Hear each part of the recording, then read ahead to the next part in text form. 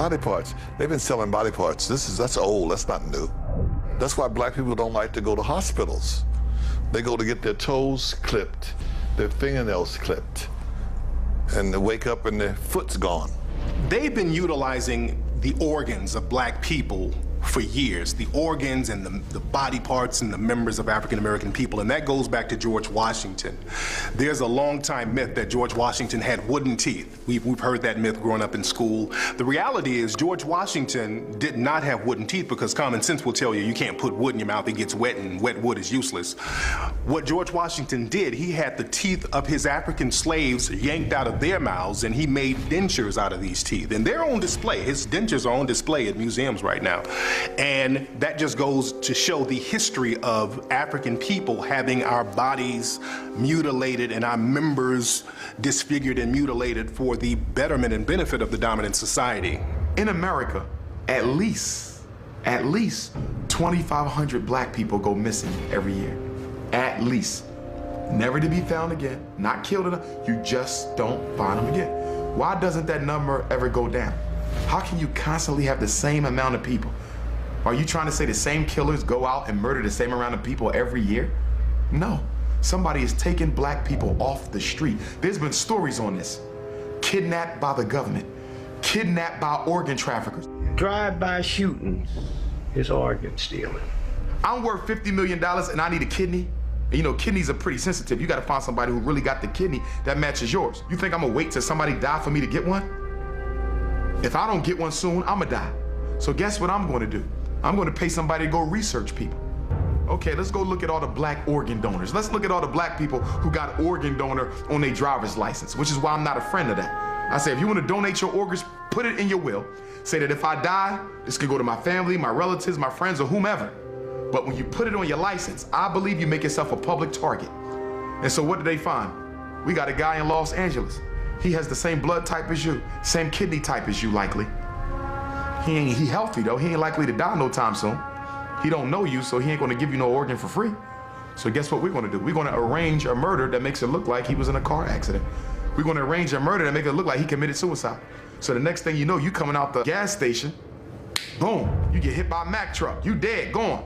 You get taken to the funeral home, your family come to the funeral, they don't know that before your body got laid to rest, a little hole was poked and they pulled your kidney out. A lot of people don't know, when you get arrested or even when you get convicted, a lot of times law enforcement or police will swab your mouth for DNA. And now they have your DNA record on file, they have your genetic information on file. And you have to understand, with law enforcement, a lot of times they'll sell your information to tabloids and, like, especially celebrities, they sell their information to tabloids and magazines and news outlets all the time. So it's not a stretch to believe that they won't use your DNA or your genetic information for nefarious reasons. You, my son. Cops come by and inform me you just been shot dead. You don't have jurisdiction over that body. That's the coroner. You can't get that body till the coroner release you. So we'll get released, we go down and pick it up, and I see all these cuts and these stitches. I just thought they was doing a routine investigation, following the family. I didn't know they took your organs. I'm under all this stress, my son is dead. Now you buried now, I can't dig you up because the court got the information. Most of those cases is organ stealing. It's been known for a long time, even back in slavery times, that black organs were considered superior genetically to other folks' organs. For example, whenever there's a transplant, okay, especially when rich folks get heart transplant, liver transplant, kidney transplant, they like white, they like black organs. We had a famous case in Pennsylvania, Governor Casey, who was one of the most racist governors who ever lived, back in the late 80s, early 90s. He had a heart transplant. Guess whose heart they gave him? A black person's heart.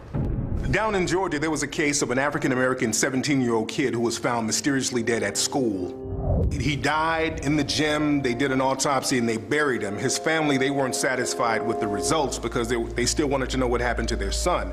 They had the body exhumed, found out that His organs were missing and his body was stuffed with newspapers, and people are still trying to find answers. The officials down there in Georgia, they act like they don't know what's going on.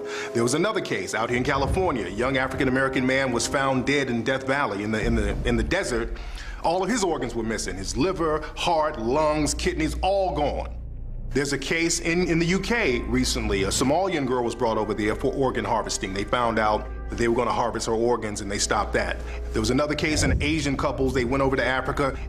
They adopted a black girl. 2 weeks later, she was dead. So these cases of organ harvesting are just going on all over the world, and people are being real quiet about it. The Rodney King riots. The cops arrested 18,213 black folks. They couldn't account for 10,000 of them. That's what happened in New Orleans. Remember when you saw those helicopters? They were picking up all them black babies and taking them up in the helicopter. And my husband and I sit there and said, we wouldn't have sent our son with them. I don't care who they was. We'd all died in the water together. We wouldn't have sent our baby up there. And they never got a bunch of those children back, as we all know. Organ harvesting in Africa, it's a business. In fact, they've set up so many sophisticated places around the so-called third world where there are nations like France, England, New Zealand, Israel. All these places now are looking in the impoverished areas because mostly in these impoverished areas like Brazil, places in South Africa, right here on this continent, wherever there's poverty, there's crime. And wherever there's crime, you know there's a lot of deaths and there's a lot of shooting. They are killing black people for their organs. Think about it. Organs are the only commodity that people must have to live that you cannot buy in a store. So if I am sick and I need a heart, I can't buy that. And we know all the problems with the fake hearts, that they can give a pacemaker to a bad heart. But what about when the heart needs to be replaced? You gotta find a match, and it ain't none on the donor list, and I'm worth $50 million, and I could care less about black people anyway? Guess what? Somebody gonna get shot in a drive-by. Switch over to Haiti. Jean Bellerive, at the time, he was the prime minister at the time when Haiti was hit with that earthquake that killed over 130,000 brothers and sisters down there in that island. They had a report on CNN with Jean Bellerive, and he said specifically that there was organ harvesting and child kidnapping going on. And we have already reports of a lot of trafficking, even of organ trafficking. Of organ trafficking? Yeah. Now? Now, already. Of the victims of the earthquake? Yeah. So, do you know that for sure? Yeah, I know that for sure, and it was discussed in Montreal during the conference.